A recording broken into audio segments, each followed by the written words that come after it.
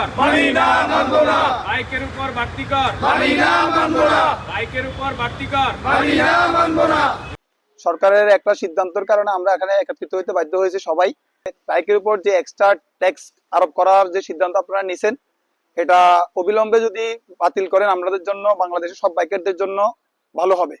একটা জিনিস বলতে চাই, বাইক নেওয়ার সময় আমরা একবার ট্যাক্স দিয়ে বাইকগুলো নেওয়া হয়, আবার ট্যাক্স নাম্বার করার সময় বাংলাদেশ গভর্নমেন্টকে আমরা একটা ট্যাক্স টোকেন বাবদ দিয়ে হয়, প্রতি বছর 2 বছর পরে একটা ট্যাক্স দিই। এরপরে কেন আবার আমরা ট্যাক্স দিতে হবে? বাইক কোনো বিলাসিতার জিনিস না। বাইক নিয়ে আমরা অনেকজন কাজ করি, অনেকজন ব্যবসার খাতিরে বিভিন্ন জায়গা থেকে বিভিন্ন জায়গায় যাইতে হয়।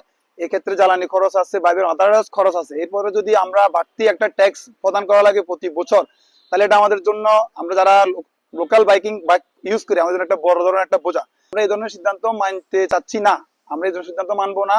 আমরা চাই আপনারা এই সিদ্ধান্তটা অবিলম্বে বাতিল করলে আমাদের বাইকারদের জন্য ভালো হবে। আপনারা যারা কর নির্ধারণ করেছেন, আপনারা সবসময় এসি রুমে থাকেন, রাস্তায় বের হলে এসি গাড়িতেই থাকেন, আর যখন বাসায় যান তখন বাসায় এসি থাকে। তো আপনারা আসলে বুঝবেন না যে বাইকারদের যে মানে রোদে পোড়া বা বৃষ্টিতে ভিজে ওনারা কিভাবে বাইকটা রাইড করে। আর বাইক কোনো আপনার শৌখিনতা নয়, বাইকটা আমাদের প্রয়োজনে ব্যবহার হয়। বাইক নিয়ে কিন্তু আমরা আয় করি না। তো যেহেতু আমরা আয় করি না, আমরা ওইটার উপরে আয়কর দিতেও বাধ্য না। তো যদি যারা আয় করে তাদের উপর থেকে আপনারা আয়কর নির্ধারণ করতে পারেন, তাদের থেকে আপনারা আয় নিতে পারেন। এটা নিয়ে আপনারা বিআরটি এর সাথে বসতে পারেন। বিআরটি তাদেরকে এই পেশাদার একটা ড্রাইভিং লাইসেন্স অথবা পেশাদার রেজিস্ট্রেশনের একটা ব্যবস্থা করে দিতে পারে। আমাদের বাইকের যদি রেজিস্ট্রেশন দেখেন, ওইটা হলো অপেশাদার, ওখানে কোনো পেশাদার লেখা নাই।